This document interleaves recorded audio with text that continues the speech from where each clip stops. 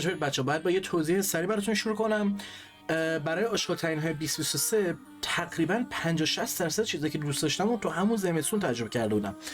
همین ویدیویی که کیفیتش افتضاح بود و الان اینجا داره پخش میشه، میتونید برید اونو نگاه کنید. ترجیح این بود که من اونو دوباره رکورد کنم، ولی خب همونجا توضیح دادم که چرا این کارو نکردم. شاید یک سری از اثرایی که توی زمستون دوست داشتم و راجبشون صحبت کردم دوباره اشاره کردم و راجب یک چیز دیگه ای صحبت کردم که توی این ویدیو نکردم. مخصوصا الان مثلا میگم هیولی دلوژن، الان یه بحثی بود که بچه کردم اینطوری هم که اصلا هم چیزی راجبش فکر نکرده بودم. چرا بعضی آدم‌ها اصلا به هم چیزی فکر میکنن و احتمالاً اینجا بهش اشاره کنم. ولی در کل آره، نیازی نیستش که الان شما برید آشغال‌ترین‌های 2023 از اول بهار تا آخر زمستون همشو ببینید.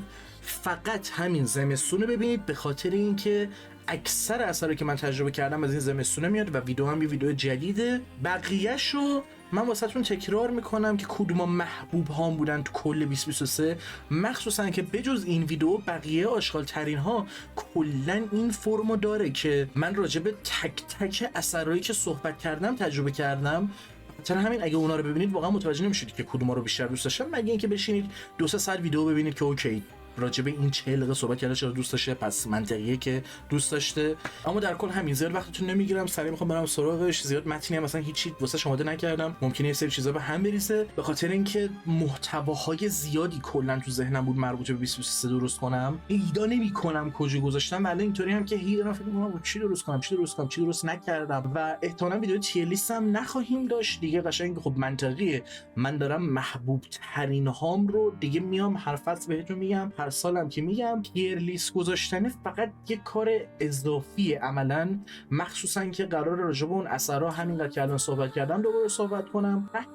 تهش اون اثرایی که محبوب من نبودن اونجا بیشتر راجع بهشون صحبت میکنم که اونا هم ویدیو فرست ایمپرشن جلوگونه دارن برای خودشون میگیرن. پس تیر لیستا یا یکم خلاقانه تر میشه، یا حالا خلاقانه که حالا یا کلا میگردم ببینم اوکی چه تیر لیستایی میتونم درست کنم که جمع و جور باشه، صحبتای یه مقدار متفاوت باشه، یا اصلا تیر لیست کلا تیر لیست هر چیز دیگه ای باشه. جز این کاری که الان دارم میکنم به خاطر اینکه هم فصلی هم سالیانه آشغال‌ترین ها داریم و خب مشخصا نمیخوام تکرار کنم خودم و حرفامو یا این فرصت رو از خودم بگیرم که فرست ایمپرشن ندم، به خاطر اینکه بگم 6 بار صحبت کردم راجع به اثر دیگه. فرست ایمپرشن چی؟ میخوام به اثرها حداقل یک فرصتی بدم که یه ویدیو مجزا برای خودشون داشته باشن. حالا ببینیم که چی میشه. اگه احساس کنم توی این فرمولی که الان دارم میچینم با آشغال‌ترین ها، چه فصلی چه سالیانه و هر کاری که دارم میکنم، شاید نیاز اصلا برگردونم به حالت قبلی و اینکه راجع به هر اثری که دیدم صحبت کنم، بعد بیام تیر لیست بذارم رنک بندیشون کنم، یا نه از همون اولی که دارم صحبت میکنم رنک بندیش کنم. نمیدونم، هر تغییری بخوام بدم سعی میکنم یه توضیح جداگونه بدم.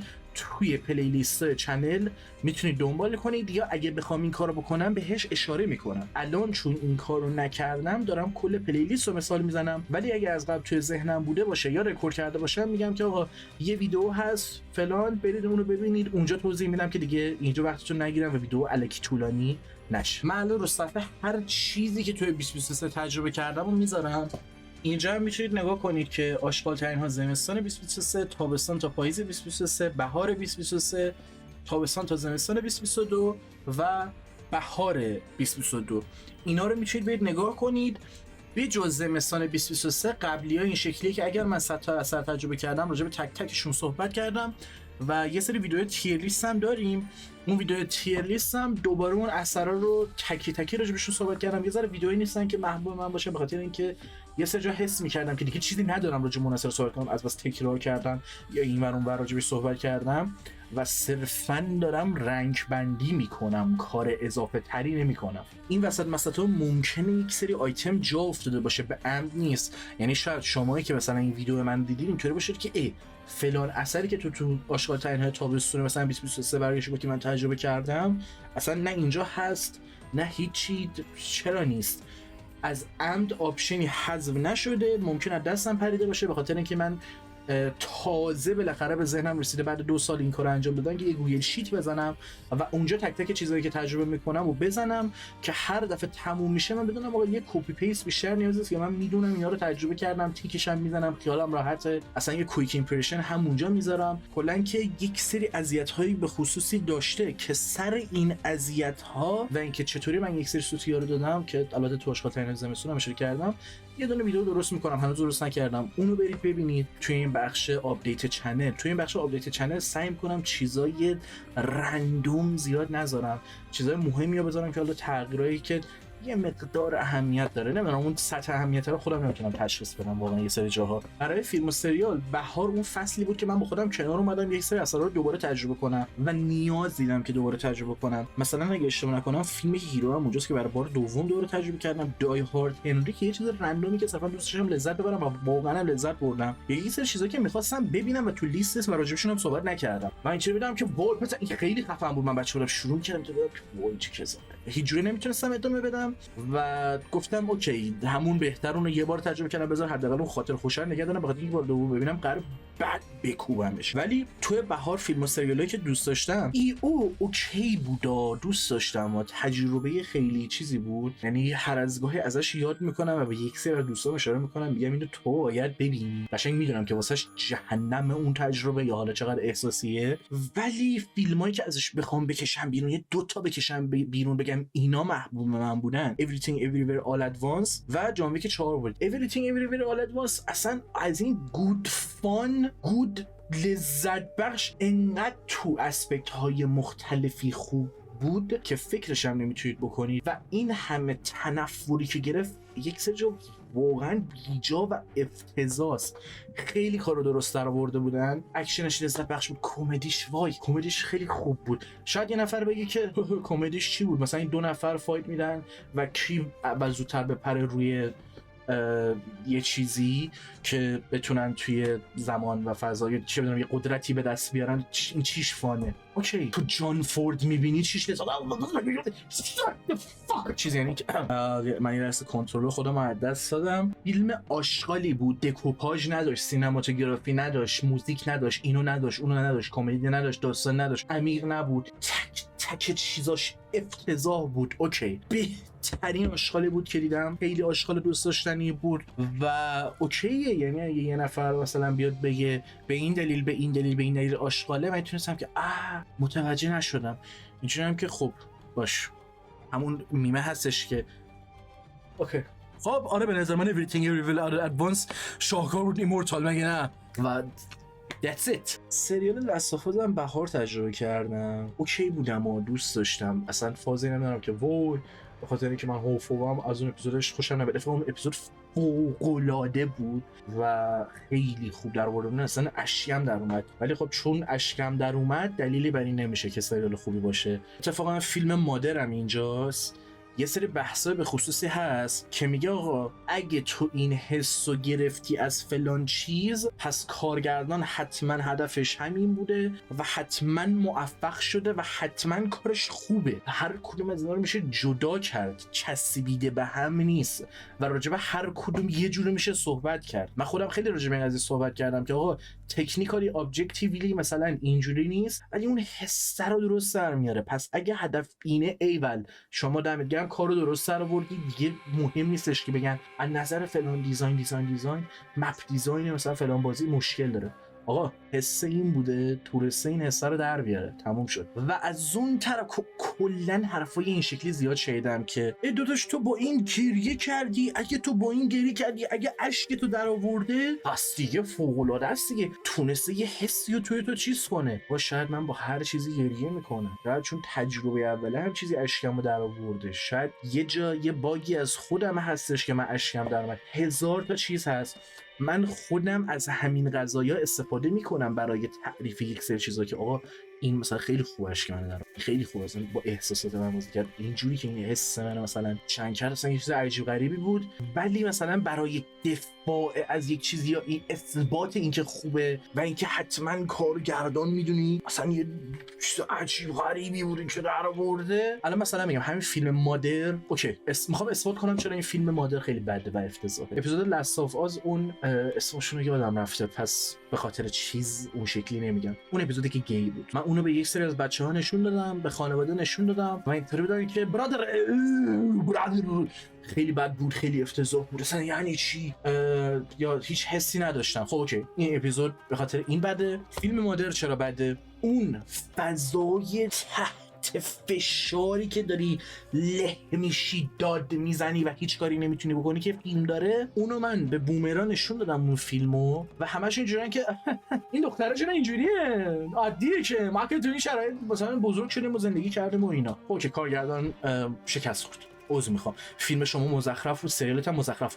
ببین از هر طرف قضیه خیلی جزئی باید دست بذاری روی این قضیه که بگی این حسو واسه من در آورد، پس واسه من کافیه دی ابجکتیولی هر چیه واسه من مهم نیست و اینا. چون من خودم از این چیزا استفاده میکنم یک سری واسه تعریف یا زدن یک اثری، ولی دابل استاندارد نیست، صرفا یه شمشیر دولبه‌ای که از این ور بیفتی ریدی، از اون ور بیفتم ریدی، رو لبش را میری و هنوزم تو رو داره زخم میکنه. میتونه کلا مشکل داشته باشه. میدونی چی میگم؟ وای دستم به چی خورده اصلا. اینا رو هم صرفا گفتم که اگر یه موقع تو ویدیو قبلی اشاره کردم، جایی گفتم که آقا من با این سریال مثلا خیلی احساسی شدم، بدونم با این فیلم گریه کردم، یا خود فیلم مادر اصلا اینطوری بود که انقدر داشت خفم میکرد، انقدر تحت فشار گذاشته بود، من فیلمو پاس کردم، نتونستم ادامه بدم. من با 10 تا از بچه‌ها داشتیم میدیدیم، گفتم آقا یه رو بریم و بعدن میام و بعد دوباره نشستم و دوباره همونقدر داشت تو فشار میذاشت و دوباره اون میدونی اون هوکر رو داشت، ولی اونقدر کافی نیستن که هنوز بخوام چیزشون کنم. شاید بهتر بود به عنوان آنریبل منشن میذاشتمشون، اشتباه کردم حس میکنم راجبشون اونقدر چیز کردم و صحبت کردم. اصلا سری فیلم‌های جان ویک نمیدونید من چقدر دوستشون دارم و چقدر اذیت میشم که میبینم یه نفر راجب تیس آف چری مثلا داره صحبت میکنه درجا با جان ویک مقایسه میکنه. آقا اصلا اینا چیز قابل قیاسی نیستن، خب قابل مقایسه نیستن و واسه اون پوینتی هم که اون طرف حتی داشت استفاده میکرد که بگه سینما چرا بده، باز مقایسه خوبی نیست. جان ویک 4 خیلی به من حال خیلی لذت بخش بود، سینماتوگرافی خوبی داشت، اکشن خوبی داشت، کوریوگرافی خوبی داشت، توی کاری که داره میکنه به نظر من خیلی عالیه. اگه اشتباه نکنم جان ویک گانفو حساب میشه از نظر اکشن، مثلا تو چه ساب ژانری قرار میگیره یا کجا باید بذاریش، فکر کنم میشه گانفو. گان کاتا نه، اون اکولیبریوم فرق میکنه. اگه راجع به اکولیبریوم هم میخواید بدونید، راجبش ویدیو دارم صحبت کردم، اصلا گان کاتا رو یه ویدیو دارم و تعریفش کردم و میتونید برید ببینید چیه. گانفو رو ولی تعریف نکردم. به عنوان کسی که مثلا بچه بود تو ماهواره فیلم میدید و اکسندبلز و فیلم‌های بروسلی و اکشن و چیزای این شکلی هیجان انگیز فلان و بیسار، خیلی وقت بود که یه فیلم اکشنی ندیده بودم که اونقدر لذت بخش باشه که بخوام دوباره ببینم، دوباره دیدنش اصلا لذت بخش باشه، چیزی داشته باشه برای صحبت کردن. خب اکسندبلز خیلی جاها مثلا این مدلی بوده که بازیگرا رو جمع کرده کنار هم، با بازیگر حال نکنی یه جا باید فازشون رو نگیری دیگه حال نمیده دیگه. هر چقدر اون فیلم رو نه تنش داره نه هیجان داره. جان ویک یه سری جاها تو میگم از سینماتوگرافیش میتونی استفاده کنی، راجبش تعریف کنی، جوری که کوریوگرافی میکنه اکشنا رو میتونی راجبش صحبت کنی، چطوری چه نمایی میگیره، چه شاتی ها مثلا فلان فایت رو چقدر نزدیک چقدر دور و خیلی بحث های احمقانه حول محور جان ویک هست و از اون چیزاییه که اتفاقا حاضرم سرش بحث کنم که نه آقا آشغال نیست و دوستش هم دارم، نه اینکه آشغاله ها ولی حالا دوستش دارم، خیلی خوبه. همین اکسندبلز یه دونه جدیدش اومد، اصلا دیدی چقدر کثافت بود، دیدی چقدر آشغال بود. جان ویک الان شده یه ژانر عملا، هر چیز دیگه میاد. مثلا مانکی من اومده، منم مثلا مانکی منم خیلی مثلا تعریف شنیدم و منتظرم که بشینم ببینمش و اینطوری هم که آقا این اصلا دیگه نمیتونن یه اکشن درستابی در بیارن. میشین ایمپاسیبل هم که به زور تام کروز چیزه، حالا اونم من دوست نداشتم مثلا آخریشو، ولی این جان ویک خیلی اصلا فازه رو گرفته بودن فلان، خیلی حال داد. اوکی میفهمم اگه شما واقعا عاشق اون دنیای اساسین ها کیلرها چه بدونم اون ورد بیلدینگش و اینجور چیزها باشید، جان ویک خیلی جاها کم میذاره. یعنی من بیشتر متوجه اون کسایی میشم که دوست دارن اکشن خوب و دوست دارن کوریوگرافی خوب و دوست دارن گان فایت خوب و چه بدونم مارشال آرت فایت خوب، کلا اکشن خوب، چیز لذت بخش هیجان انگیزم میخواد باشه، حداقل خوب اینو در بیاره و در کنارش مثلا میدونی استوری بیفور استایل، ورد بیلدینگ بیفور مثلا فلان، لور بیفور ورد بیلدینگ. و جان ویک خیلی جاها کم میذاره، خود اثر قولایی میده که اصلا تو باعث میشه ازش زدشی و اذیتت کنه. خودم به عنوان کسی که جان ویک رو دوست داره خیلی خیلی بیشتر میتونم بگم که چرا یه سری جاها اثر بده. و کلا جان ویک اصلا از اون چیزایی بوده که من 3ش اومد نشستم دیدم یا حتی 4ش معرفی شد نشستم دیدم، درست مطمئن نیستم. و اتفاقا منم از اونایی بودم که برگشتم گفتم که آقا بلم کن بابا، من بچه بودم آخرین چیزی بود که دیدم مثلا بویکا بود، اونم حتی باز یعنی اونم میشه حالا باز یه سه جازش تعریف کرده، ولی بعید میدونم انقدر که میگن جان ویک خوب باشه. و اتفاقا با یه انتظارات خیلی عجیب غریبی رفتم سراغش و اون فوزر گرفتم. من خیلی دوست داشتم جان ویکو و آره آقا برای من از اون چیزاییه که ازش یاد میکنم، ازش تعریف میکنم، حاضرم بشینم دوباره ببینم، لذت میبرم. من میگم خیلی سخته، من میگم آقا دیگه با وجود این همه اکشن، این همه فایت، این همه تفنگ و فلان و اینا، تو بتونی یه اثری بدی که مثلا بتونه تو یک سری جاها خیلی خوب خودش نشون بده، واقعا لذت بخشه و فازه رو من میگیرم. چرا این پخش نبود ای خدایا؟ مثلا خیلی سرمون داریم فوتیج میذاریم ما. یکی از فیلمایی که تو آنربل منشن میذارم و از بهار میاد فیلم تاره. به نظر من اونقدر عمقدار روی این قضیه کنسل کالچر، هنر و اینکه چه بدونم شکسپیر زنستیز بوده، پس من دیگه نمایشنامه هاشو چیز نمیکنم. شوپنهاور این شکلی بوده یا رو بدونم فروید اینطوری بوده، پس من اونقدر بلا همشین عمیقم دست نمیذاره که بگم وای حاجی عجب حرکتی زد، عجب اصلا چیزی بود. ولی کلا فیلمی بود که حتی اگه توجه میکردیم انگار داشت یه چیزی رو میس میدادی و اون حس برای اون فیلم، برای اون داستان به نظرم اوکی بود. یه سری حرکتایی که میزنه اونقدی جذاب بود که بخوام بهش به عنوان آنربل منشن اشاره کنم و بگم که مثلا دوستش داشتم که توی این آنربل منشن میذارم. میدونید وارد تابستون و پاییز میشیم و اولین چیزی که میتونم بهش اشاره کنم اوپنهایمر. چقدر اوپنهایمر خوب بود، اصلا یکی از اون فراموش نشدنی ترین لحظه های سینما که اصلا میخوام بذارم توی اشک تیوی شو آوردی، حالا هرچی که اسمش باشه، اندینگ اوپنهایمر بود. خیلی محکم میکوبید یه دونه تو صورته و به نظر من فیلم زندگی نامه اوکی بود. نمیگم به عنوان یک چیز تاریخی 100% قراره ازش استناد کنم. مسئله‌ای که روش دست گذاشته شده مسئله پیچیده، ایدئولوژی مختلفی داره مطرح میشه و چیزهای مختلفی داره به تصویر کشیده میشه که قرار نیست من یک سری جاها بگم هر چی تو گفتی من تا ته قرار فرو کنم مثلا توی مخم. ولی تجربه سینمایی فوق‌العاده‌ای بود، یعنی نفسگیر بود. بچه‌ها می‌دیدیم که تو نگاه موزیک و نگاه، اصلا طرف موزیک زده بود، یعنی اصلا فکرشو میکنم سر تنت هنسزیمر روی پروژه دیگه بود و لادویگ بود دیگه، اومد رو تنت و نتیجهش الان شد اوپنهایمر. اصلا فکر میکنم اصلا چقدر یهویی اتفاق میفته. همیشه اینو من گفتم خیلی چیز عجیب غریبیه و دستش هم در نکنه که برگشت گفت دست پدر مادرم در نکنه که نذاشتن من ویدیو گیم پلی بدم. What do you mean bro? Like میدونی که ویدیو گیم چه چیزای هنری داره و همون کسایی که موزیک واسش کامپوز میکنن چه افسانه هایی رو داری بهشون توهین میکنی. اگه حالا دستت حالا چیز بوده باشه.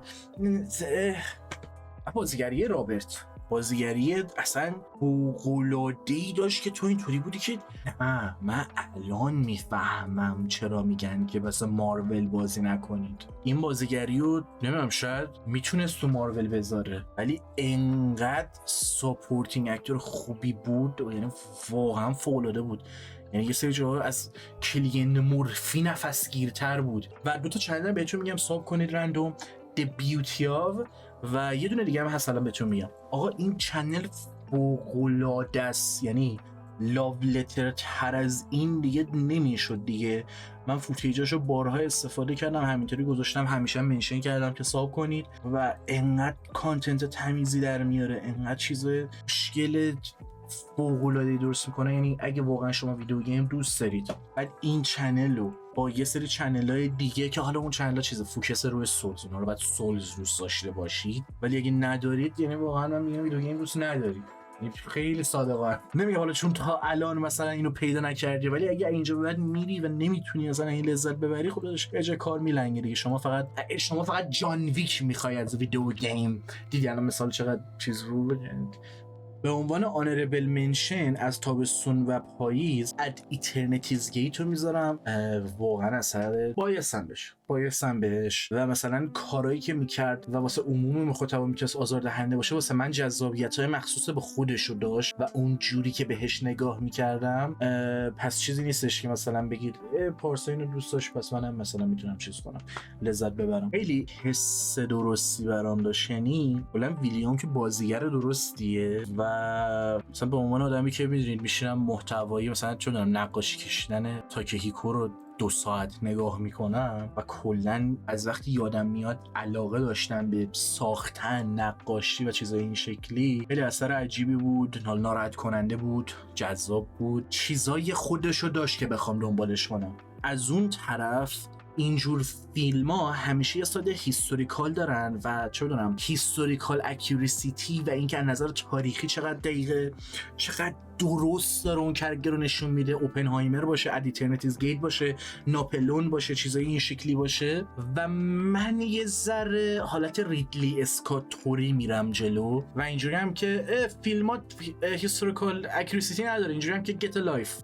چون 100% منبعم نمی کنم اون فیلمو و اینطوری نیستم که قطعا همه تفکر رو و همه چی رو درست در آورده. بیس قضیه رو اوکی هم، یعنی مثلا اینطوری هم که بیس قضیه اوکیه، شما مثلا بیس قضیه درست در آوردی، جزئیات ممکنه واقعا یه اشتباهی کرده باشه که خیلی بزرگه، میدونی خیلی دیگه اصلا اونو هر کسی باید ایراد بگیره، میدونی چی میگم. ولی حس کردم اینو نیاز بگم به واسطه اینکه خب 2-3 تا اثر مختلف هستش که راجع به کاراکترهای مختلفه، گفتم بگم که آره من اونقدر کلا چیز نیستم، مثلا نمیرم کتابای ونگوگو بخونم تک چیز داستانه که بوده رو همه رو پیگیرشم بگم نه این باید این فیلم درست باید اشاره میکرد که 4 تا داستان مختلف راجع به این هستش که چطور میمیره، چرا این کارو میکنه، چرا دروغ میگه، چرا دروغ نمیگه. من میگم اوکی، حالا اونقدرم بد نیست دیگه، اونقدرم حالا سخت نگیریم دیگه. دوست دارم به 2 تا اثر دیگه اشاره کنم و رد شیم از این سینما. یکیش کیلره که کلا چی شد آقایی که جان ویک دوست نداری، کیلر واقعی دوست داری، چی شد از شما؟ و چیزم نیست ها، من از یهو کرمم چیز کرد، به مغزم فشار آورد و اینطوری بود که از 600 تا زاویه به قضیه نگاه کن. اینطوری هم نیستش که حتما بگی نولان دوست نداری پس اینو دوست داری، جان ویک دوست نداری پس اینو باید دوست داشته باشی و چون جان ویک هست و اون شکلیه پس کیلر دیفالت فیلم خوبیه به خاطر اینکه این شکلیه. می‌دونی چی میگم؟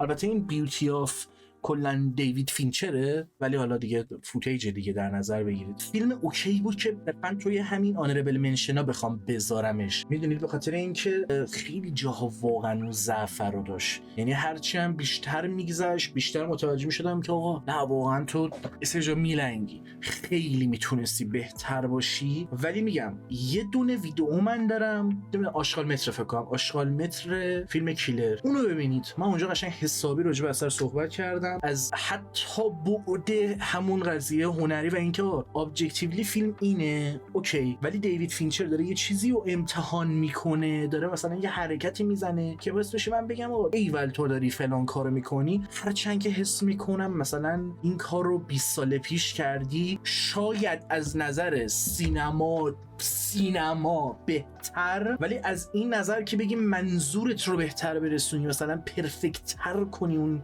چیزی که میخوای برسونی و کاری که بکنی رو با کیلر به نظر من بهتر انجام دادی.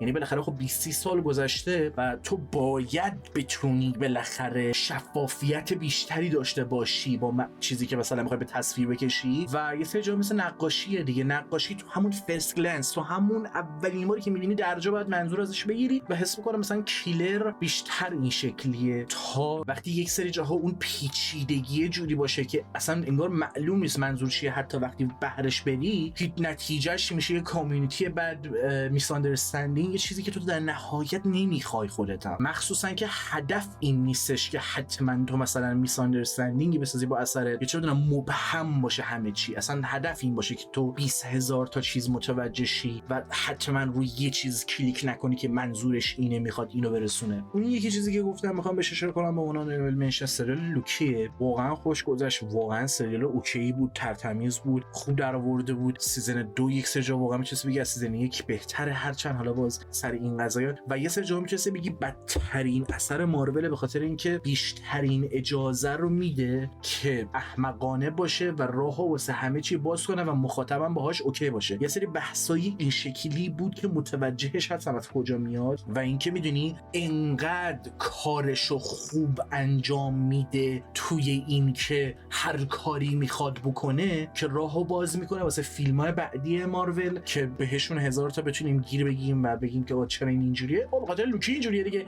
لوکی و تو لوکی رو میبینی خب خیلی خوبه و اینطوری که اوکی منطقیه دیگه، واقعا راهو باز کرده واسه اینکه هر کاری میخواد بکنه و ما هم باهاش کنار بیایم. میگم متوجه این بحثا میشم، ولی در نهایت سریال خوبی بود دیگه. واسه مهم نیست اینجا به مارول میخواد چیکار بکنه چیکار نکنه. سریال لوکی همینجوری در نظر بگیرینش بعد از اونجرز اینفینیتی وار و اند گیم هم حالا یکی از بهترین کانتنت هایی بود که من تونستم از مارول بگیرم. اگه چیزی جا ننداخته باشم وسطش اومده باشه که حالا یا من ندیدم یا مثلا حواسم نیست و دارم جا میندازم. ببین حتی لوکی یه سه جا توی اون لول میره که آقا اگه سوپر هیروی دوست نداری هم باز من بهت پیشنهاد میکنم. مثلا که کامل اسپویلر عزیزم چیزه دیگه، آره دیگه، لوکی رو برید چیز کنید، لوکی رو برید ببینید.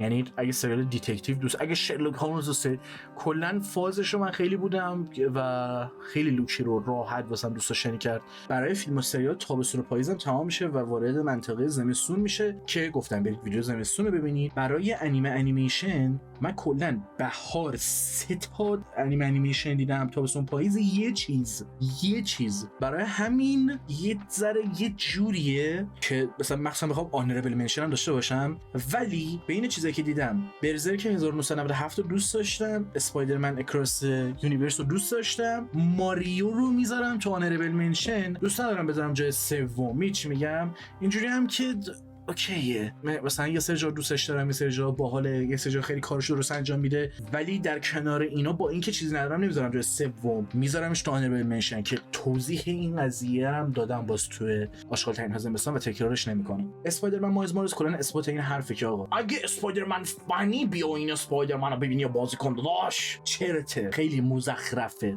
ربطی نداره. تو از اول که اسپایدرمن اومد میدونستی من عاشق اسپایدرمنم، من خیلی کانسپت ها رو دوست دارم، خیلی ایده رو دوست دارم، خیلی چیزا رو دوست دارم، میرم سراغش و بده. اکیجه کلاً بده و انیمیشن مایلز مورالز اینتو دی اسپایدرورس و اکراس دی اسپایدرورس اینقدر خوب بودن که من بگم آقا اسپایدرمن دوست دارم دیگه. من ویدیو راجبشون دادم، حسابی راجبشون صحبت کردم. فکر کنم همین تو دی اسپایدرورس هم اکراس دی اسپایدرورس 3 تا آشغال متر داره اکراس اسپایدرورس، بخاطر اینکه 3 تا پارتش کردم، 1.5 ساعت راجبش صحبت کردم. کل انیمیشن فکر کنم 1 ساعت و 20 دقیقه، چون کاتم شده، هم به خاطر اعتراض آرتیستا، همین که کلا یه ذره چیز بود انگار جمع و جورش کردن. کلا میاد ادامهش میاد ولی خب کوتاه بود. با این حال 1 ساعت و نیم من راجبش صحبت کردم. چقدر دوست داشتنی، چقدر درست. ما تو کافه نشسته بودیم با بچه‌ها، بعد میگفتن که بابا مگه میشه انیمیشن بخوای رو توش راجب سینما، بعد اینکه من با این حرف بعد کتکت میزدم، چه ربطی داره؟ یه آرت استایل دیگه است که دوربین میتونه همون باشه، میدونی 1000 تا چیزی که سینما داره تو همین برام میتونی داشته باشی، فقط بازیگر مثلا نداری. تو اونا رو با انیمیشن اوکی می‌کنی، نه دیگه آرت استایلش فرق می‌کنه دیگه، نمیتونه سینما باشه، سینما دیگه نیست دیگه، نمیتونه اون مقدار باشه دیگه، نمیتونه پیش باشه دیگه، نمیتونه از یک سری فرصت‌های دیگه‌ای که داره استفاده کنه و داستان تعریف کنه. کارش خیلی درست انجام میده، خیلی دوستش دارم، خیلی اصلا جاش تو قلبمه و واقعا اصلا او مای گاد فرصت کنم باید بشینم حس میکنم یه بار دیگه ببینمش. شما اگه اسپایدرمن دوست ندارید بشینید این تو اسپایدرورس و اکراس اسپایدرورس رو ببینید. متوجه چی میگم؟ این حرفا رو من کلا نیستم که نه دیگه خیلی من با این حرف کلا چیزا مثلا نمیگم یه اثر نمیتونه بیاد و کلا فن سرویس نباشه. آره خیلی اثرا میتونن بیان که اصلا هدفشون فن سرویسه، فقط و فقط اومده که به طرفدارا حال بده و اگه طرفدار نیستی هیچ جوره ممکنه نتونه مثلا جذبت کنه، که حتما چی میگن ضعفش نیست. ولی وقتی دیگه هر جا اینو میشنوید دیگه، اگه طرفدار این نیستی، اگه اینو دوست نداری، دیگه من دیگه واقعا خوب نمیتونم. انیمه برزرک یک سری دلیل‌های مشخصی هستش که متوجه بشم چرا تاثیرگذاره، چرا مهمه، ولی اگه خودم چند تا دلیل مشخصی داشته باشم که چرا دوستش دارم، سوسومو هیراساواست. یعنی یک سری جاها خیلی دارم هارش برخورد میکنم، فقط سوسومو هیراساوا اینجوری هم که بابا ولم کن، به خاطر اینکه انیمه برزرک یک سری جاها کم میذاره دیگه. مثلا تو تعریف میکنی میگی اثر همچین پیچیدگی هایی رو مثلا چه بدونم ذات انسان، پفا و هیلینگ، چه بدونم مسئله که تجاوز و یک سری چیزهای این شکلی میتونه داشته باشه، بعد طرف انیمه رو که تجربه میکنه، حتی با اینکه اون اکلیپس بهش میخوره، انیمه میاد تو 26 اپیزود، تو 20 چند اپیزود، 170 چپتر، 200 چپتر برزرک رو تو خودش جا میده و یک سری جاها هم کلا اسکیپ میکنه که من نیستم. و نه فقط من به عنوان این برزرک فنا و این کسی که برزرک دوست داره برزرک که همچین داستان پیچیده ای نداره از نظر تماتیکلی، اتفاقا خیلی جاها پیچیده است از نظر کل داستان. آره یه سری واقعا فعلا اتفاق خاصی نیفتاده و داستانش آره اونقدر واقعا پیچیده نیست. اوکی بحث های زیادی حول محور این چیزا میشه کرد، الان اینا واسه مطرح نیست. این مطرحی که انیمه برزرک به نظر من درست نشون نمیده که اون سول برزرک چیه. میگی چی میگم؟ مثلا حتی نمیدونم با چی میشه آخه مثال زد. یعنی مثلا یه چیزی مثلا دارک سولز یکم حس میکنم تو با استارتش نمیدونم کلا چیزای مختلف کوچیک و بزرگی هستن که هم بتونم ازشون تعریف کنم، هم بزنم بگم نه دیگه واقعا اصلا نیستم اینو. ولی خب تا الان بهترین ادپتیشنی که از برزرک داریم، هرچند اون 3 موویه رو من ندیدم، نمیدونم اونو چقدر خوبه چقدر بده، با اینکه آرت بوکشو دارم و آرت بوکش کامل دیدم ولی انیمیشنشو ندیدم. احتمالاً ببینم این فصل. آر باتل ویل بی لژندری. عجب فایتش از اون گیمی که من زدم بهتره، گیم پلی استیشن 2 تازه، اینو باید بزنم. ولی آره برزرک برای من دیگه باز اینجوریه و خب یه سری جاها کلی ادپتیشن بد داره، یه سری جاها خود اثر چیز داره و خب آره راجع به این چیزا میشه صحبت که چرا که نه، ولی حداقلش کاش میدونی کاش و اشکالی نداره اوکی. واقعا یه چیزی حس میکنم من اشتباه کردم و نباید این کارو میکردم و بعد من حتی با این که آشغال ترین زمستون رکورد کردم اینجا بازم باید اشاره میکردم به اون چیزی که تو زمستون تجربه کردم. حالا به جای اینکه مثلا تاپ 20 باشه تاپ 10 باشه، ولی مثلا میدونی چون الان دارم فکر میکنم که با یک سری اثری که من اشاره کردم از اون چیزایی که تو زمستون گفتم پایینتر میذارمشون، یعنی اینا کنار هم قرار بگیرن. اون چیزایی که زمستون تجربه کردم شاید اصلا بیشتر دوست داشتم و تو محبوب های 2023 که من داشتم باید اونا رو بگم، اونا رو دوست داشتم. ولی خب از اون طرف چیزه اوکیه، به خاطر اینکه مگه که شاید الان بازم دارم اشتباه میکنم و متوجه نمیشم، مثلا یه بیگر پیکچر دارم میس میدم. اوکیه توی آشغال ترین های زمستون به خاطر اینکه فرمول عوض شده اونجا هم دارم محبوبه هامو میگم. پس آره اینجا یه سری اثرها هستن که از اون چیزایی که توی زمستون میگم محبوبه هم بیشتر دوست دارم و شاید مثلا ببینی اصلا کجا قرارش میدم، وسط قرار میدم، خیلی بالا قرار میدم، ولی خب اونجا هم رتبه بندی خاصی نداره، الانم اینجا هم رتبه بندی خاصی نداره. یعنی این چیزایی که مثلا الان برزرک آخر گفتم، برزرک مثلا بالاترین نیست و چون رتبه بندی به خصوصی نداره کلا محبوبه های من در طول فصل و ساله، سر همین اوکی دیگه اونقدر اذیت نمی‌کنیم خودمون. اینجا یه باگ عجیب غریبی داشت شما رو نگاه کردم. سر انیمه هیولی دلوژن هم گفتم بهش اشاره می‌کنم، می‌دونید برای چیه؟ یکی بچه داشتیم صحبت می‌کردیم، برگشت من گفتش که آره انیمه هیولی دلوژن خیلی دوست نداشتم. به خاطر چی؟ به خاطر اینکه همجنسگرایی تبلیغ می‌کنه، با ترنسجندرها اوکی فلان اینجوری هم که من اصلا اثرا دیدم به این چیزا فکر نکردم انقدر ملو خوب داشتی داره جلو میبره، اصلا مثلا مهم نبود، انقدر تمیز داشت کارش رو انجام میداد. ایده ها واسه مطرح بود، خیلی تو تصویره دیگه، عملا کاراکتر اصلی دیگه بک استوری میگیری که الان بگم اسپویله. نه اسپویل عجیبه. الان اصلا توجه کردم من این صحبتی که سر هیولی دلوژن قرار بکنم کنسل میشه و میره برای ویدیو خودش، احتمالاً یا تو فرست ایمپرشن راجع به این قضیه صحبت کنم یا یه ویدیو جداگونه بدم و بگم که این قضیه چه بدونم فوبیا هایی که ملت دارن یا تنفری که نسبت به یه سری چیزا دارن دیگه اینقدر احمقانه است که کورشون میکنن نسبت به یه اثر خوب که همین کارم به نحو احسن انجام میده. میخواستم راجبش صحبت کنم ولی یه لحظه توجه کردم که خیلی اسپویل سنگینیه. چجوری نویسنده یه سری چیزا رو نشون میده که حالا فاکتاپه، مثلا توی مخاطب یه مقدار اذیت میشی ولی نه به خاطر اون چیزی که ملت میگن، یا چقدر خوب یه سری کاراکتر رو پارالل میکنه. اینا همه اینا رو من قرار بود اشاره کنم، چه بدونم میگم نکات نویسندگیش، نکاتی که میتونی ازش برداری، یاد بگیری یه چیز، بگی چقدر خوب این کارو انجام داده، بگی ایول من این کاراکتر رو چقدر درسته، چقدر دوستش دارم. ولی خب میگم اصلا حواسم نبود، صرفا من اشاره میکنم، بعداً ویدیو خواهم کرد. امیدوارم اون عقب نیفته. نمیدونم گفتم یا نه ولی این انیمیشن هم ازش رد میشیم، میریم سراغ ویدیو گیم. خب زمستون که اونقدر من تجربه خاصی نداشتم، بهار خیلی گیم بیشتر زدم. بهار اوکی یه تجربه، زمستون کم بود، تابستون پاییزم اوکی. اول تابستون پاییزو میگم. آرمورد کور 6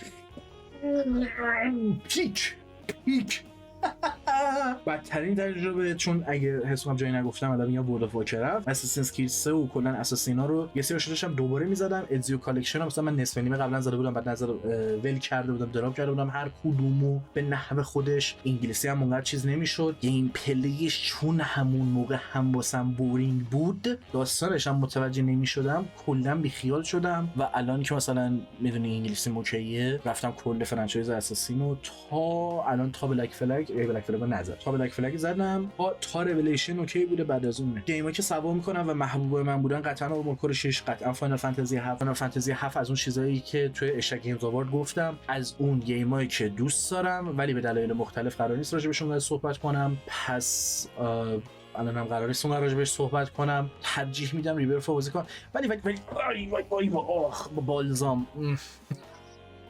کلا به نظرم اون تیکی که روی ترن بیسش خیلی باحال بود، یعنی اون حس ترن بیس بودنه رو اون حدی که میگرفتم کافی و اوکی بود، هرچند که میتونستید کلا روی اون حالت بذارید و شما مثلا کاراکترتون خودش اتوماتیک فایت بده و شما بگید که اوکی الان هیل بزن، الان این کارو کن، الان این کارو کن، الان این کارو کن، که من اونجوری امتحان نکردم. به نظرم خیلی بورینگ میشه. حالا باز آدمش که ترن بیس باز بوده باید بگه، چون من یه سری ترن بیس خیلی خفن بازی نکردم، هنوز باید برم سراغشون. ولی من فاینال فانتزی 7 دوست داشتم. کلا چیزی بوده که اصلا جدای از ریمیک، قبل از ریمیک اینطوری بوده که کاش من فاینال فانتزی 7 بازی کرده بودم و از موقعی که ریمیک معرفی شده بود اون چیزو گفت، من اینطوری بودم که من اینو میخوام بازی کنم. بعد انحصاری کنسول بود و من دیگه کنسول فروخته بودم. اون موقع که داشتم یه مقدار بازی کردم و نتونستم تمام کنم. خیلی بازی رو من یه مقدار بازی کردم تمام نکردم که اصلا رد میخورم. من پرسونا 5 رو با سرش اون ته اتاق چسبوندم، عکس جوکر رو دارم. با پرسونا 5 مثلا 10 ساعت بازی کردم، زندگی کردم. چون او مای گاد پرسونا، خیلی پرسونا رو دوست دارم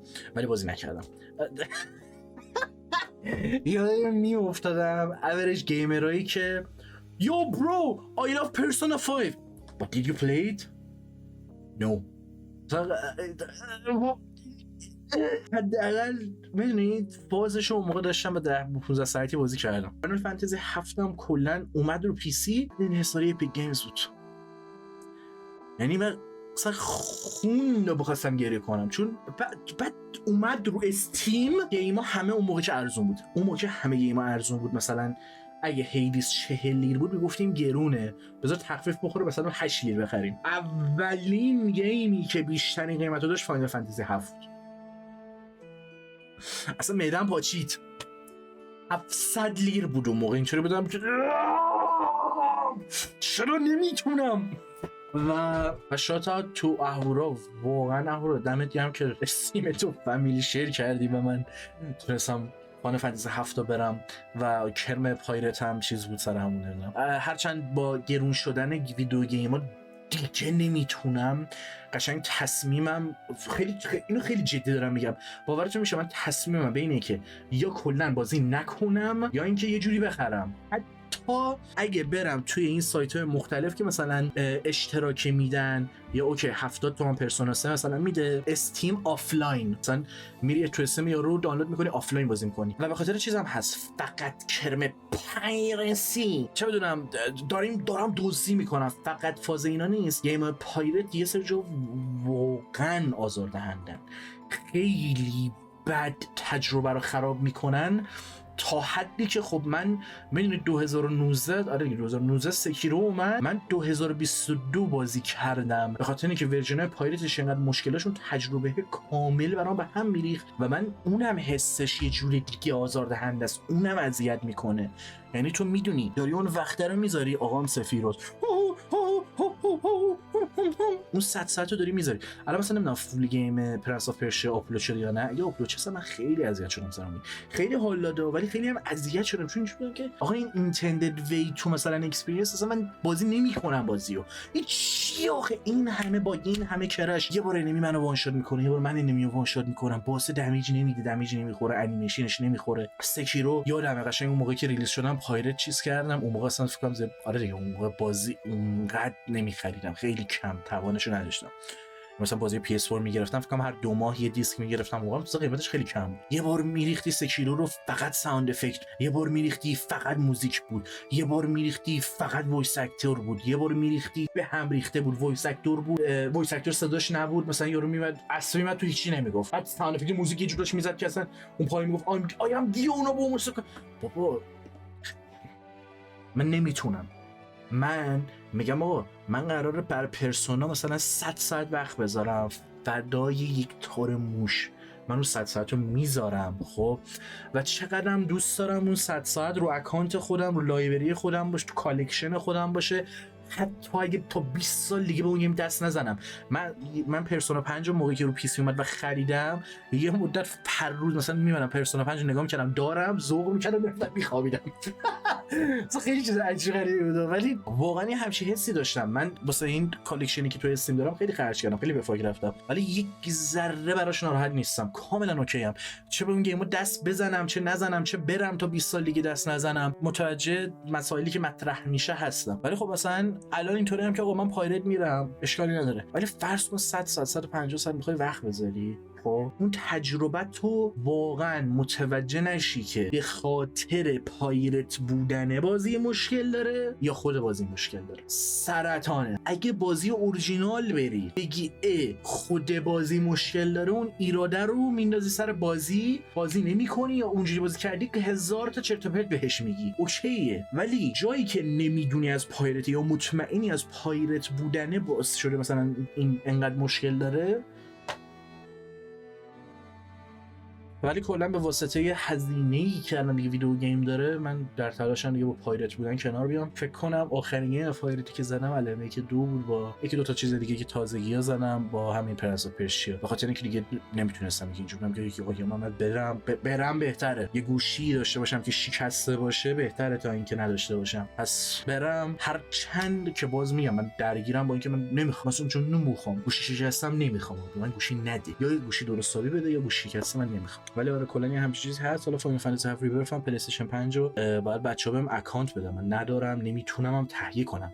الان کنسول دستمه نمیتونم تهیه کنم. یکی بچه‌ها گفته شاید یه ماه دیگه مثلا بتونم بدم. گیمایی که دوست داشتم برای بهار پورتال 2 قطعاً و راجبش هم صحبت نکردم، پس اینجا از این فرصت استفاده می‌کنم راجب پورتال 2 صحبت می‌کنم. اصلا فوق‌العاده است، یعنی سیکوئل یعنی این، کمدی یعنی این، پازل یعنی این، ویدیو گیم یعنی این. یک سری جاهایی فکر کنم یکی دو جا احمقانه من حالم بد شد سر پورتال 2 به خاطر اینکه جونم که امای دامب و راجب این قضیه پازل تو بازی ککون یا کوکون صحبت کردم که پازل یک سری جاهای حس درستی به تو میده که مثلا اذیت نمیشی از اینکه نمیتونی این کار رو انجام بدی، هر چقدر پیچیده یا هر چقدر ساده. پورتال 2 یعنی اگه یه 2 بار مثلا مسخرم میکرد سر اینکه نمیتونم چرا این پازل رو پیدا کنم، واقعا کسخلم در میرفت و دیوونه میشدم. یه 2 جا اینجوری بود مثلا اون پازلش اسپایم نکرد، یعنی مثلا اینجوری بیشتر حس بدی من اینجوری بودم. مخصوصا که چت توییچ هم همیشه تاثیرگذاره، چت توییچ هم تاثیرگذاره. آقای آرتاس لعنت بهت که حال ملت رو اینجوری خراب میکنی. ولی واقعا پورتال 2 فوق العاده است. اگه میشه یه گیم بیاد به نسخه قبلی خودش ارزش بده، بیاد اینقدر واسه تو داستان بشینه، ورد بیلدینگ کنه، هر کاری میکنه تو بگی ای بابا مگه میشه آقا میگم پورتال کوآپش هم خوب باشه، کوآپش. ولی این قضیه پازل مثلا کوآپش این شکلی فکر کنم چت توییچ بیشتر تاثیرگذار بود تا گیم، چون کوآپش رو با حسی رفتیم شات تو حسین حسی، کوآپش هم خیلی حال میداد، خیلی حال میداد، اذیت میکردیم همه حال میداد. هر کاری میکنیم حال میداد. همینجوری نشستیم فقط پازل بریم پشت سر هم، بازم حال میداد، خیلی اوکی بود. استنلی پاراول رو دوست داشتم دیگه. استنلی هم راجبش صحبت کردم، نمیدونم، مطمئن نیستم، ولی صرفا دوباره همون حرفامو تکرار میکنم. اثری که خیلی میشه جدی گرفتش. آره کمدی هم داره، کمدی خیلی تمیزی هم داره. یعنی یک سری کمدینایی که من میشناسم روحشون رو میفروشن بتونن اینقدر دقیق و خوب و این شکلی، بعضی جا ابزرد، بعضی جا آنهینج، بعضی جاها به انواع و اقسام مختلف واسه کمدی بنویسه و کمدی که همزمان همون کمدی هم انگار لیر شده است و یه سری جا مثلا ترسناک تو رو میترسونه. خیلی خوبه، خیلی خوبه. و بچه‌ها من اگه دارم راجع به اثر یه ذره کمتر صحبت میکنم به خاطر اینکه یه اشتباهی کردم، 2 تا ویدیو دارم پشت سر هم رکورد میکنم و الان قبلا یه نور بود مثلا اذیت می‌کرد، الان 2 تا نور دقیقاً هم جلو چشمه و نباید چیز میکردم، ولی خب دارم این کارو میکنم و الان کلی وقت گرفته شد و اینا. سر همون اگه کم وقت گذاشتم برای اینا دلیلی بر این نمیشه که دوستشون ندارم یا مثلا صحبتی راجبشون ندارم که اون وقت رو نذاشتم. یه سری جا هم در نظر گرفتم که مثلا اون چیزایی که میخوام بگم اسپویلره، پس بذار اسپویل چیز نکنم و بگذاریم ازش. رزیدنت ویل هم اورجینال هم ریمیک، یعنی فوق‌العاده بود. اصلا مگه میشه بهش اشاره نکرد؟ یعنی من اینو اگه جا مینداختم واقعا ناراحت میشدم. الانم دوباره چک کردم درس مجبورم که راجعش صحبت کردم یا نکردم. یه ذره خستگی، اون میمه هستش که وقتی بتر کال سال وقتی 3 ساعت خوابیدی و یهو میزنه اینجوری که با کله میخوره به میز. حالا من کم کم اونجوری دارم میشم و دیگه قدرت تکلممو دارم از دست میدم. همین الان اینجوری هم که اشتباه گفتم، ولی حس میکنم این تنها چیزی بود که جا انداختم دیگه. راجع به فاینال فانتزی 7 آرمور کور 6 و اینا صحبت کردم. آره دیگه همین، بکنم بتونم این اسکیپر رو بزنم. ربل منشنامون برای ویدیو گیم بخوام بگم توی بهار، تابستون و پاییز اساسینز کرید حتی 1 تا ریولیشنه اگه اشتباه نکنم، ولی توی مورد علاقه‌ام نمیذارم با اینکه دوست داشتم داستانا رو و فازو گرفتم اینجوریام که آقا ای و توش عجب چیزی در آوردید فلان. چه قبلا بازی کرده بودم چه الان در نظر بگیریم، اینطوری نیستم که اگه مثلا 10 سال پیش بازی کرده بودم و اون موقع خوشم میمد الان راجعش صحبت کنم نوستالژی. اگه الان صحبت میکنم و مثلا بین بهترینام نمیذارم به خاطر اینکه اون موقع بازی نکردی، نه، اتفاقا چون الان بازی میکنم تازه بیشتر متوجه میشم که اون موقع تو معمولا نمیگم همیشه، ولی متوجه این که این اثر فلان موقع اومده پس فلان رو دارم و سعی میکنم مثلا میدونی اگه اون موقع تجربه نکردم یه حس متفاوتی رو نتونستم ازش بگیرم که دیگه مثلش نبوده و الان صرفا یه حس متفاوتی ازش میگیرم که تاثیرگذاری است، ولی حداقل متوجه میشم که اوکی، میفهمم اون حس از کجا میاد، اون علاقه از کجا میاد، جدا از تاثیرگذاری والا هر چیزی که هست. امیدوارم اسمش رو اشتباه ننوشته باشم چون فکر کنم سایانورا نبود، ولی سایانورا وایلد هارتس دوست داشتنیه، خیلی دوست داشتنیه. 1 ساعت و خوردی بیشتر وقتتون رو نمیگیره. اگه هیچ جوره پاپ آلبوم نمیتونید گوش بدید اوکی بی خیال، ولی یه آلبوم موسیقیه که تو میتونی بشنویش، ببینیش و بازی کنیش. مینی گیم های مختلف میدی 1 ساعت خورده بیشتر وقت نمیگیره و چقدر حس خوبیه. من خودمم در حین بازی کردن همون لحظه با اینکه خیلی فازش گرفتم متوجه میشدم چرا مثلا موزیک باعث بشه یک سری خوششون نیاد. همین الانم دارم همونو میگم. میفهمم مثلا موزیک شاید میدونی اونقدر واسهتون چیز نباشه ولی اوکیه. و اسکالگرز هم آقا دیگه از اون فایتینگ گیم‌ها یه ترتمیز پیچیده‌ای میتونه باشه که اصلا بیا ببین دیزاینا خلاقانه، یه سری چیزای بامزه‌ای داره که مثلا تو میتونی برداری مثال بزنی مقایسه کنی با یه سری فایتینگ گیم‌های بزرگ و بگی خاک بر سر که تو نمیتونی همچین کاری بکنی، خاک بر سر که همچین حسی رو نمیتونی در بیاری، چه با اناونسرت باشه چه با کاراکترت باشه یا هر چیز دیگه. لایک دراگن ایشین هم توی آنریبل منشن هم میذارم. من کلا سری بازی یاکوزا رو دوست دارم، یه سریاشون رو نصف نیمه تجربه کردم ولی از اون چیزاییه که میگم تجربه نکردم و ترجیح همینه که بگم فقط لایک دراگن ایشین رو تجربه کردم. اگه اصلا این قضیه تجربه میخواید بدونید چرا اینو میگم اینجوری میگم، آشغال ترین ها زمستون توی سگمنت ها چیز کنید، اصلا اینو براش نوشتم و راحت میتونید پیدا کنید، واسهتون اونقدر قرار نیست سخت سخت باشه این قضیه. امیدوارم چیزی جا ننداخته باشم. الن ویک یکم اینجوری بودم که بذارم تو آنربل منشن، بذارم بین بهترینام، بذارم بهترینام بعید میدونم اصلا نمیذارم. ولی همون موقعی که داشتم بازی میکردم قبل اینکه الن ویک 2 بیاد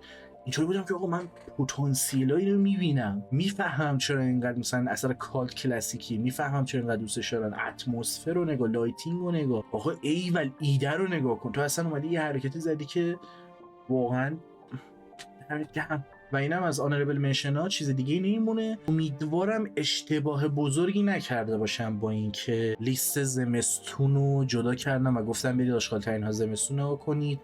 حس میکنم کردم یه اشتباه کردم و بعد چیز بود. میدونید کلا من درگیری داشتم سر این قضیه، به خاطر اینکه اینطوری بودم که الان من آشغال ترین ها زمستون رو بدم، میخوام بهترین های 2023 هم بدم، بعد بهترین های 2023 بدم بیام ویدیو تیر لیست هم بدم. خب نمیشه که چیکار کنم بالاخره و یه سری محتواها یه جوری با هم قاطی میشن و انقدر شبیه به هم میشه که خب اینطوری هم چرا اینا هستن. حالا که یه سریشو دارم حذف میکنم اینطوری هم خب این چقدر باید کامل باشه، چقدر باید حذف باشه، چقدر باید مثلا بالا پایینش کنم، جابجا میکنم و فرمولش بالاخره درست دستم میاد و در نهایت اگه حس کنم یه چیزی واقعا جا انداختم راجبش صحبت نکردم، در حقش خیلی کم لطفی کردم، وای چجوری من به این چیز اشاره نکردم، جدای از این که این ور اون ور بازم میگم تلگرام من خیلی صحبت میکنم اونجا جوین باشید، یه ویدیو براش درست میکنم دوباره. اونقدر چیز نیست، اونقدر اذیت نیست. ولی اینم دارم میگم که بدونید کلا این قضیه رنکینگ، رتبه بندی، بهترین های من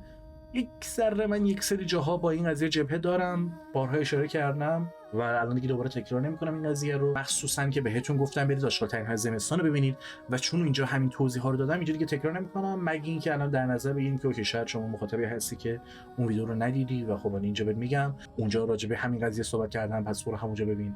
فاک یو. همین دیگه. دمتون گرم که ویدیو رو تماشا کردید و شب و روزگار خوش.